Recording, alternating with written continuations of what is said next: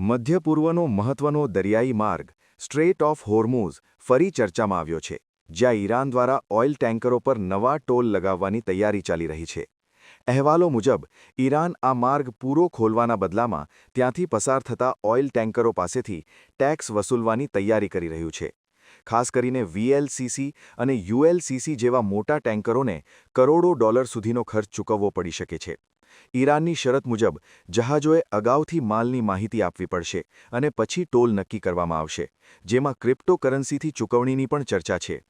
ઈરાનની આ નવી યોજના અનુસાર ઓઇલના દરેક એક બેરલ પર $1નો ટોલ વસૂલવામાં આવશે.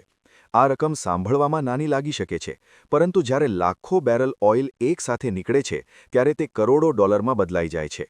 આ નિર્ણયથી વૈશ્વિક તેલ સપ્લાય પર અસર થવાની શક્યતા છે અને ક્રૂડ ઓઇલના ભાવમાં વધારો થઈ શકે છે.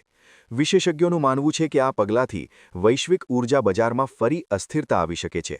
આ નવી ટેક્સ વ્યવસ્થાની સૌથી ખરાબ અસર ભારત જેવા દેશો પર પડી શકે છે, કારણ કે ભારત પોતાની જરૂરિયાતનું લગભગ 85% ક્રૂડ ઓઇલ બીજા દેશો પાસેથી ખરીદે છે.